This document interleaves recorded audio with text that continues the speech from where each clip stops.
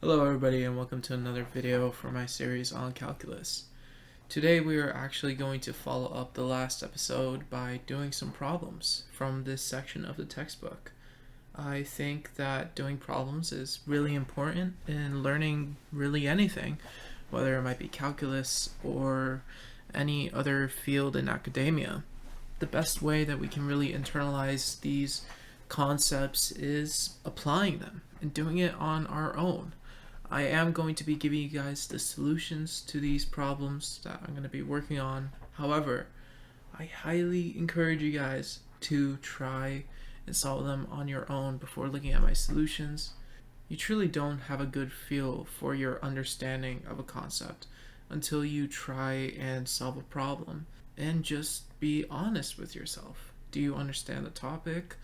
Do you feel comfortable to move on to the next section? If so, then go ahead, but if not, again, there's no shame in it. I really did try to pick quality problems that are challenging, but also not too challenging to solve for us so that we can get something out of it without having to make a 3-hour video where I go over every problem. I don't want to do that. I don't think you guys want to watch that. Although I do believe in quality over quantity, it is best you guys do as many problems as you can, and the ones that I provide here might not be sufficient. So especially if you guys aren't in a class right now and you're self-studying, I highly recommend you guys get a copy of the textbook that we are using. It is Calculus by James Stewart.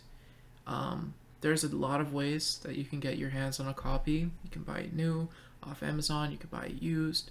You could find it other ways, which may or may not be completely legal, which I can't really tell the specifics of, but there are ways if you look for it. Don't let money be something that gets in the way. You have a lot of options. Alright, to start with, this is problem 1.1.2 in the textbook, and it asks us, if f of x is equal to x squared minus x over x minus 1 and g of x is equal to x, is f equal to g? The first thing that we have to ask ourselves reading this is, what does it mean for the function f to be equal to the function g? The whole entire last video we kind of defined the function and how it takes numbers from one set and assigns them an output in a separate set. So if we have two functions and we put the same exact domain into both of those functions, they should give us the same exact outputs for each element in that domain. Another simpler way of saying it is simply, if we put the same input into both of the functions, we should always get the same output of both of those functions. Looking at this at face value, it doesn't seem that these functions are equal. They have completely different equations. At least at the surface level they do. But actually we can simplify one of these equations. We can simplify f of x to be x times, and we're just taking out one of the x terms, leaves us with x times x minus 1 over x minus 1. And you can see that taking out that x allows us to cancel a common term in the denominator and the numerator, which just leaves us with x. Well, there we go. Initially, it seemed like the functions weren't equal, but now it seems like they are equal. I mean, x is equal to x, right? But there's an issue here. The issue is this denominator. You probably noticed this before we even started simplifying f of x, but f of x is not defined at x is equal to 1. At that point, the denominator is 0. But what we did here is that we canceled that x minus 1 term. So because the term is canceled, does that mean that our function is magically defined at that point now because it doesn't exist anymore? No. Unfortunately, it does not. The thing about simplifying functions is we're not changing the property of the function itself when we're simplifying it. We're just changing its representation. So here, x and x squared minus x over x minus 1 represent the same exact function. That function has certain properties. And this term makes it so that function is not defined at 1. That is still true when we have f of x is equal to x. With that knowledge, we ask ourselves, what is the domain of these two functions, f of x and g of x? The domain of g of x is equal to all real numbers. That's pretty easy to see. F of x is equal to all real numbers except at x is equal to 1. This means that the functions are not equal because they have different domains. If we plug in x is equal to 1 into this equation, we are going to get a different result than if we plugged in x is equal to 1 in this equation. Thus, they are not equal. And really quickly, I just wanted to show this to you guys. So here we have our red function. This is g of x, which is equal to x. And you see that it is just a straight line. And then on top of that, we have f of x. So here, again, it looks like these two are equal. If I deactivate one and activate the other, they line up pretty much exactly. But if you look at these two tables, you see that in each row they have the same values, except at x is equal to 1. Here, x is equal to 1 is undefined, and here, x is equal to 1 is defined.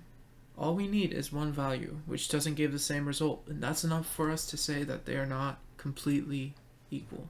Alright, and now for the next problem, we have 1.1.9 from the textbook, and it asks us, is y a function of x in the following equation? Here we have x squared plus y minus 3 squared is equal to 5.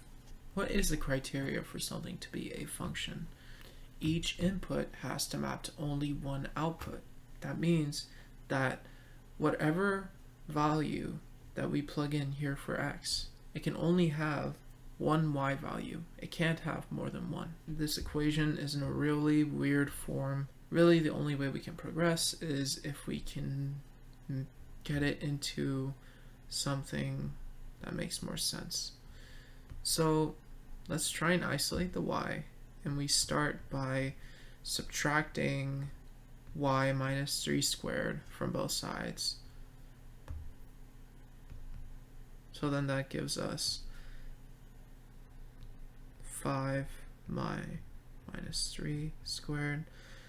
And then here we can subtract 5 from that side. And then here we can just multiply both sides by -1 to transfer this sign over. So now we have 5 minus x squared equal to y minus 3 squared. What can we do here in order to isolate the y? Well, we can take the square root, right? We know that if we take the square root of this, we're going to get what? We're going to get y minus 3, which is what we want. If we take the square root of this, what is that going to be equal to? Well, simple, right? It's going to be equal to root 5 minus x squared. There's not really any way to simplify it further than that, so we can just simply leave it like that. There's something we're missing, something very important, something extremely crucial to solve this problem. We are missing a plus minus here. The reason why we add the plus minus is because when we are taking the square of a function, the sign of that function does not affect the output.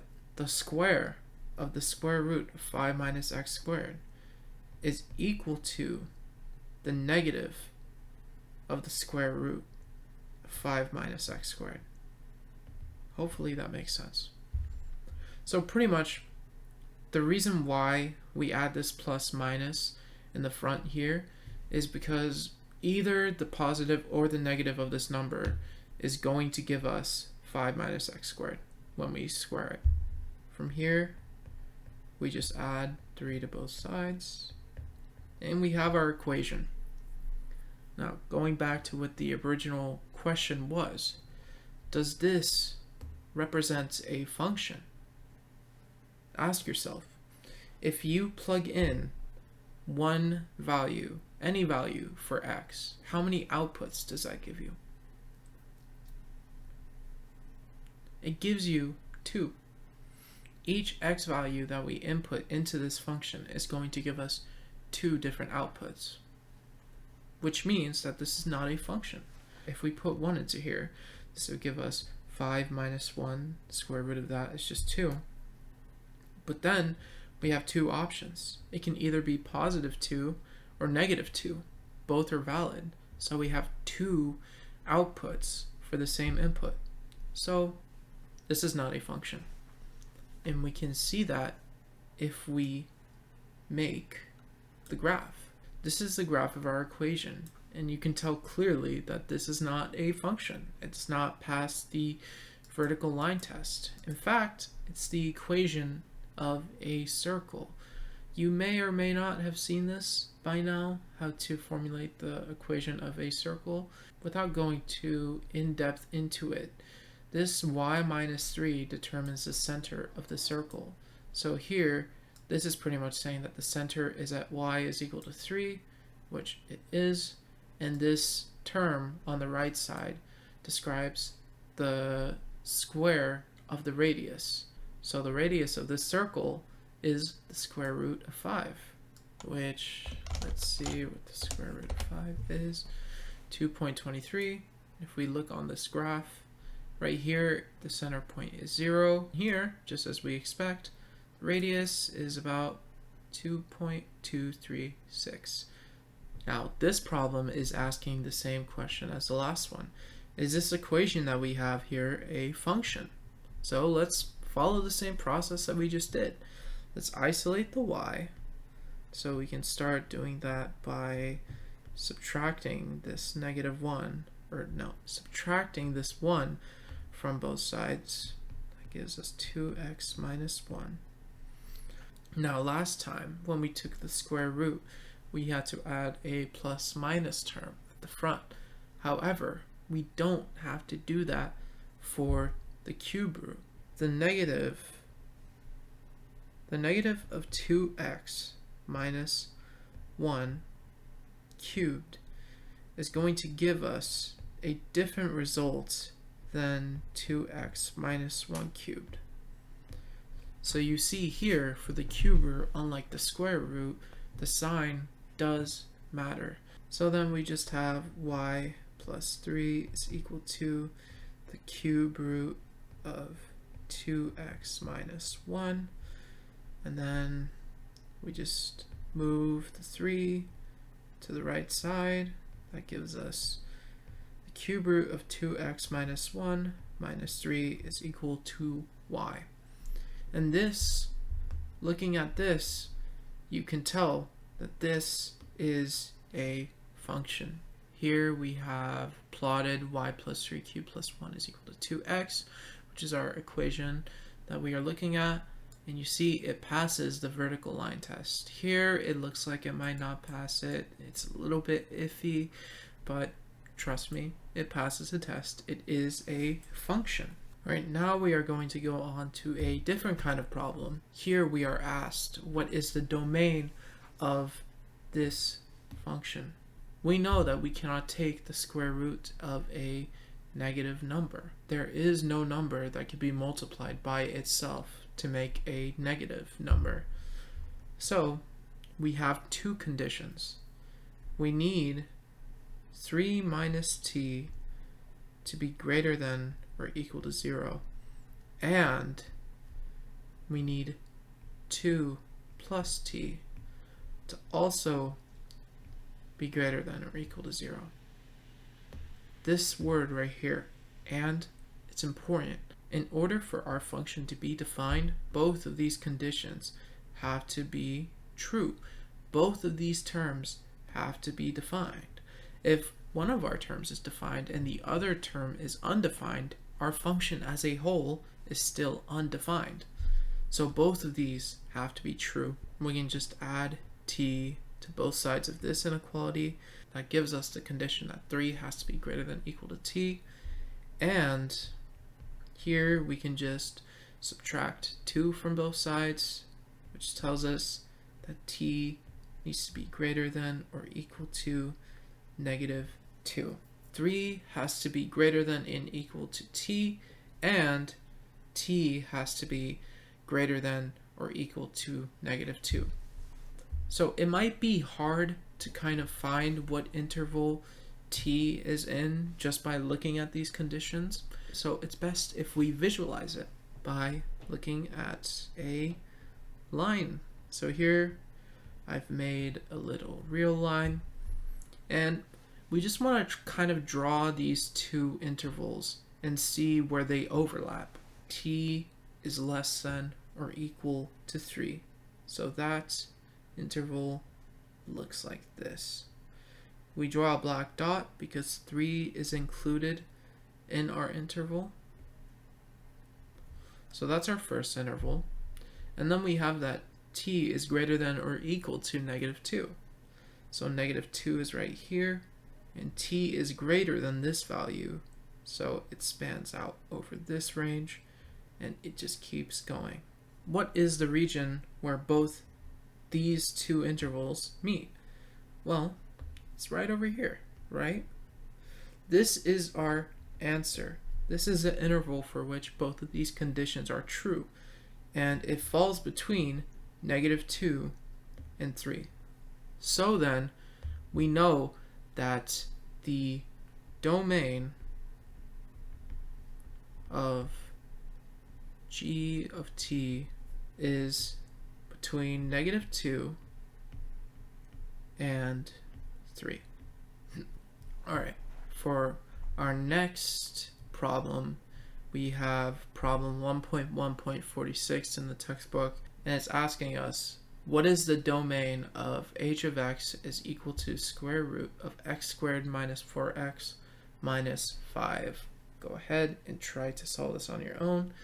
This is a really, well, I won't say it's really difficult. It's a little bit more difficult than the problems we've done up till now, so don't feel too bad if you can't do it. But again, do try it on your own. What condition needs to be met for this function to be defined? We cannot have this term inside the square root being negative. So then we know that x squared minus 4x minus 5 needs to be greater than or equal to 0. Last time we were able to algebraically solve the inequality. This one, not so much. We can, however, simplify this because this is a quadratic and we know how to simplify quadratics. You can either use the quadratic rule, or there is a shortcut, in a sense, shortcut. Pretty much how the shortcut works is we have to have a 1 for our leading term. This x squared, our leading term, it cannot have some constant associated with it other than 1. So that's the first step for this shortcut, is to manipulate the equation such that it has this form for the leading term. And then what we need to do is we need to find two numbers, and these two numbers need to satisfy two conditions. They have to add to -4 and multiply to -5, and these conditions must both be true at the same time. So ask yourself, what two numbers add to -4 and multiply to -5 at the same time? Think about it. Well, the answer is -5 and 1. -5 times 1 is -5, which is what we want, and -5 plus 1 is equal to -4, which is also what we want. So what do we do with those numbers? So the two numbers are -5 and 1. So then we just write x minus 5, because we have negative 5, and x plus 1.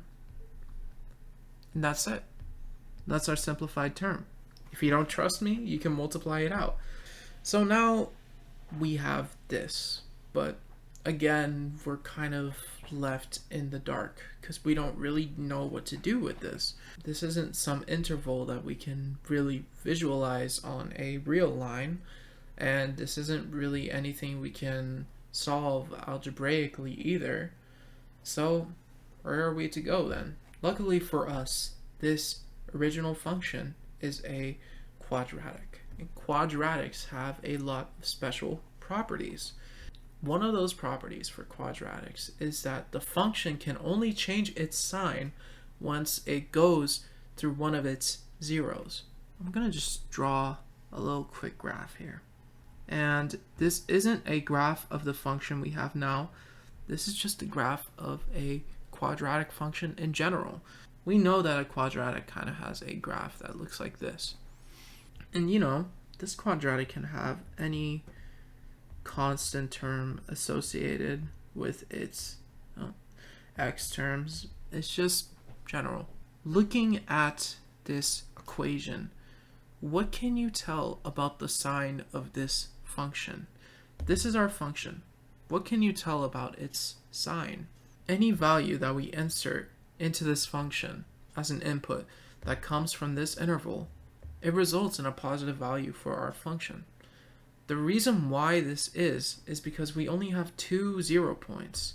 We only have this point, this 0 point, and this 0 point. And the only way for a quadratic to change a sign is to go through any 0 point. And once it goes through this 0 point, there are no other 0 points anywhere along this interval, so there's no way for it to change its sign. Same logic is applied to this interval. It's not as large, but you can kind of get the idea. Any input that we get from this interval here to the right, it's going to result in a positive function value. Now what we're left with is this middle interval, where any input that we get from this interval gives us a negative function value. These 0 points of the parabola, they break our domain into groups of intervals.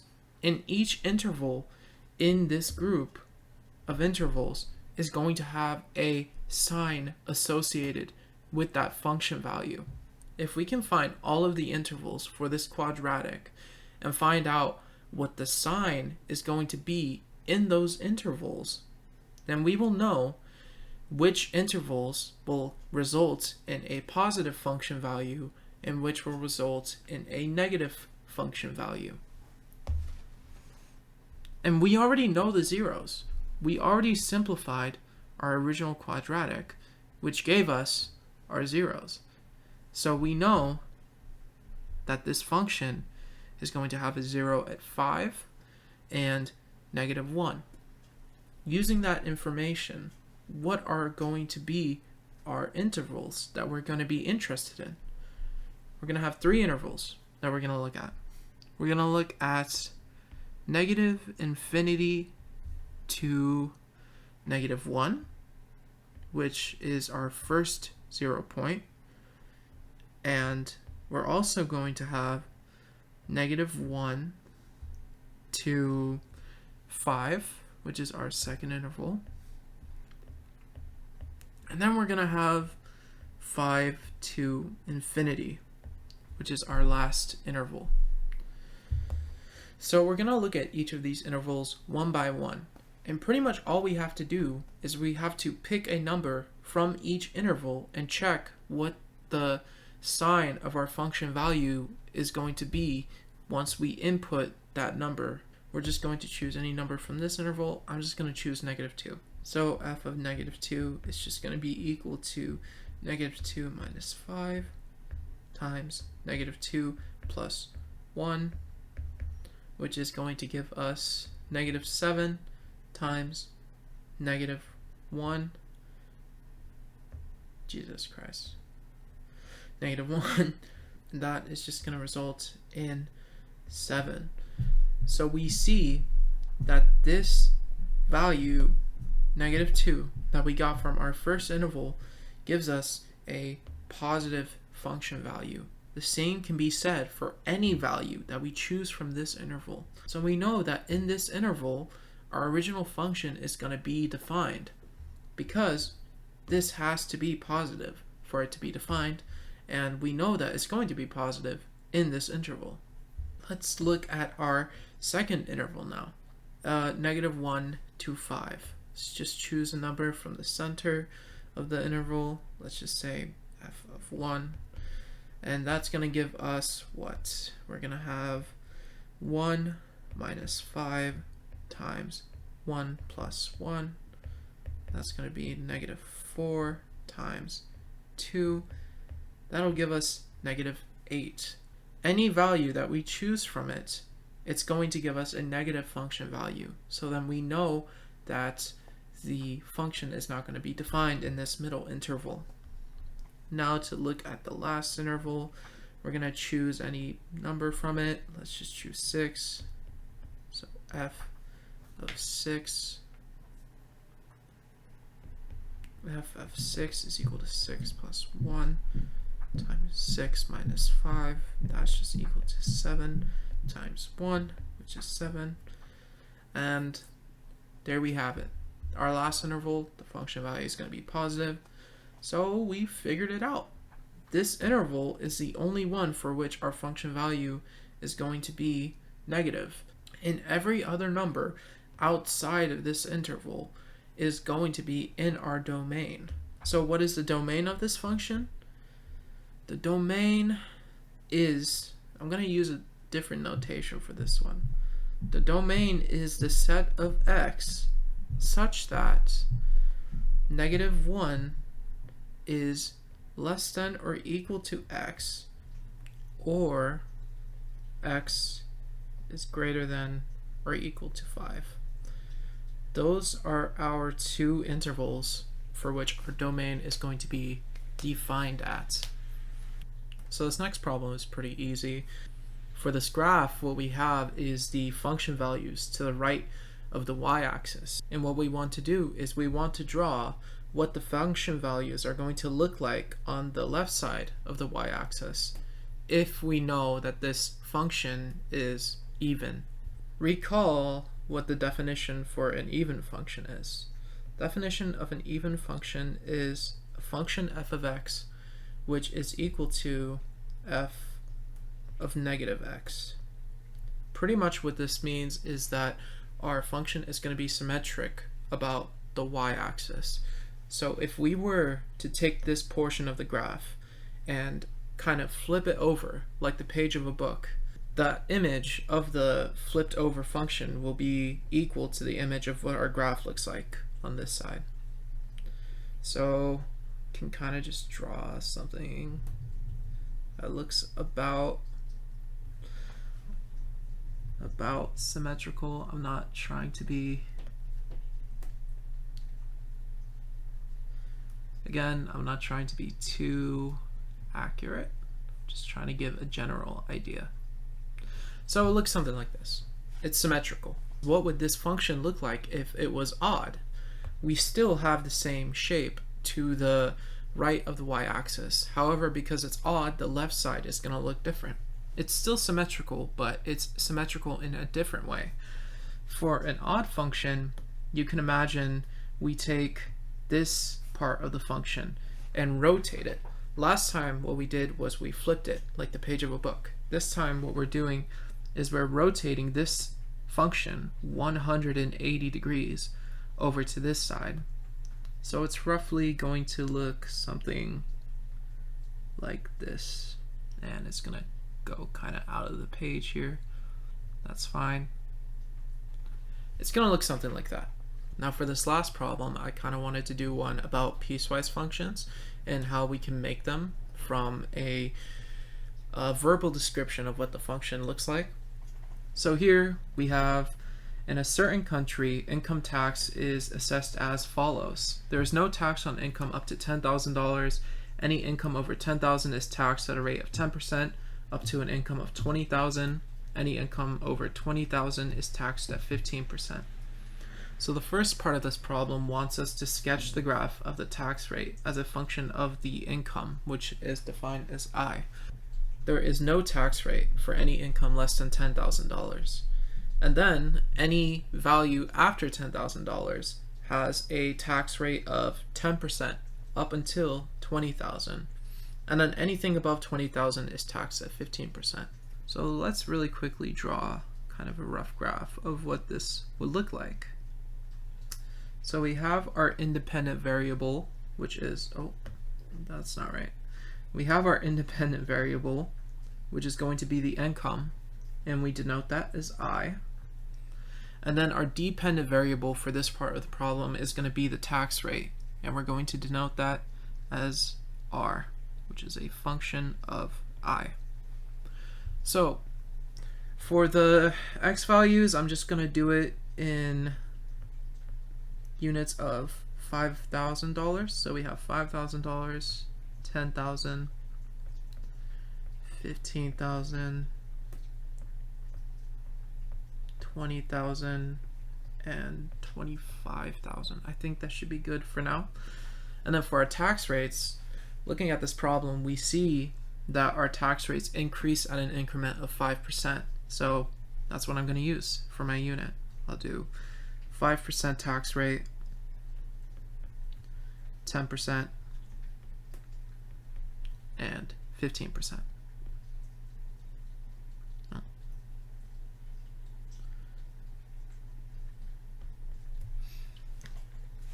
So again, there's no tax. So there's no tax on incomes up to $10,000.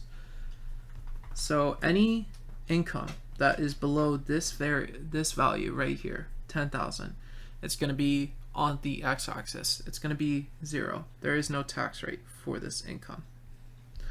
At 10,000, there is a jump up to 10% for any income that is over $10,000. So here we're going to have a jump at the 10,000 point up to 10%. Notice how I drew a blank dot. That's because here it specifies that there's no tax on income up to $10,000. That means it includes 10,000, but the 10% tax rate does not include 10,000. So we're going to draw this part of the function as undefined at this point. And then here it's just going to be a straight line all the way up to 20,000. So now we have another jump up to what? 15%. And at this point there are no more jumps. Anything above 20,000 is just taxed at 15. So here our point is undefined, and it just keeps going and going for all incomes greater than all incomes greater than 20,000. So this is our graph for part A. Now let's look at what part B is asking.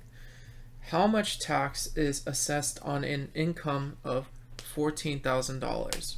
So $14,000 is about right here on the graph, and we can see that for that input we have a tax rate of 10%. So then what is 10% of 14,000? Just use a calculator. 0.1 times 14,000. That is going to be $1,400 of total tax assessed. So T of 14,000 is equal to 1,400. Now, for the next problem, it's asking what is the tax assessed on 26,000. So what is T of $26,000? Here we see that at 26,000, that falls around here. We fall into the 15% bracket. So use a calculator and find 0.15 times 26,000, which gives us 3,900. Great. Now for the final part of this problem, what it wants us to do is sketch another graph But this time we're not looking at the tax rate. We're looking at the graph of the total assessed tax as a function of the income. So before we even try and graph this, let's think about what the function is going to look like. So for any income that is less than 10,000, less than or equal to 10,000 actually, we know that there is no income tax. So this is just going to be equal to 0. We want to look at the income that is greater than 10,000 but less than or equal to 20,000. Now for this interval, what is this function going to look like? This is just a linear model. We have some income and we multiply it by a constant tax rate. So really what we're doing is we are taking our independent variable I and we're multiplying it by a constant, which in this case, in this interval, is 0.10 because our tax rate is 10%. So this is just a linear function, 0.1 times I. This constant value here changes. It increases from 0.10 to 0.15. So our function for this interval is going to be equal to 0.15 times I. Now what do we have? We have 3 different functions and we have them defined over separate intervals of the same domain. So our piecewise function is perfect for this, to model it as one uniform function. So our function as a whole, t of I, is going to be equal to the piecewise function where it is equal to 0 for any income less than 10,000, less than or equal to 10,000, and then it is equal to 0.1 times I for income, for any income greater than 10,000 and less than 20,000, and then it's equal to 0.15 I for any income which is greater than 20,000. There we go. We have our piecewise function. Okay, great. Now we have our function, but we still have to graph it. It's going to be a lot easier to graph now with this piecewise function in mind. So here I just copy and pasted the last graph that I made, the layout for it, but there's one thing that we have to change here. Our independent variable is the same. The income is still our independent variable. However, we're not looking at the tax rate anymore. We are looking at the total assessed tax. For this, I'm just going to do units of $1,000. So 1,000, 2,000, 3,000, 4,000, and 5,000 here. And I'm going to label this as T of I.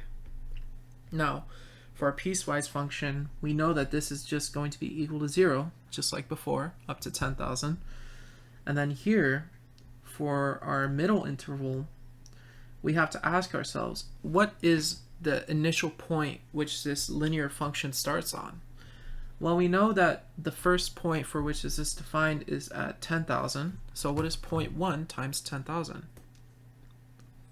0.1 times 10,000 is just 1,000. So our function here jumps from 0, the function value jumps from 0 to 1,000. Now what we want to do is find the function value at the end of the interval, and because this is a linear function, we can just draw a straight line between those 2 points and have our function. So our endpoint is 20,000, and 0.1 times 20,000 is just 2,000. So at 20,000, we have our function value equal to 2,000, and our function is just going to be a straight line between these 2 points. And again, we have another jump. So here our tax rate is 15%. So we want to find the starting value, 0.15 times 20,000. That's equal to 3,000. So this jumps from 2,000 to 3,000. And then here the interval just keeps on going, so there really is no endpoint. But that's fine. We can just find any point. For this one, I'm just going to choose the point for which the income is equal to 25,000.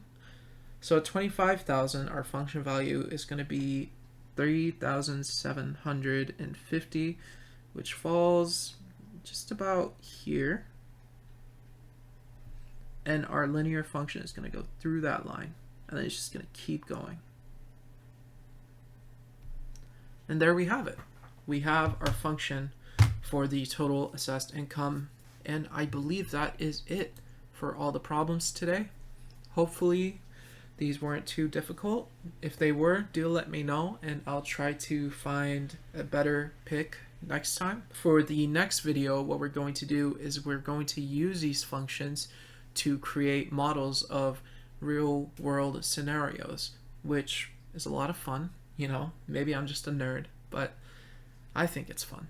So we're finally going to be able to apply what we've learned in this video. Leave any feedback down in the comments, and I will see you guys in the next one.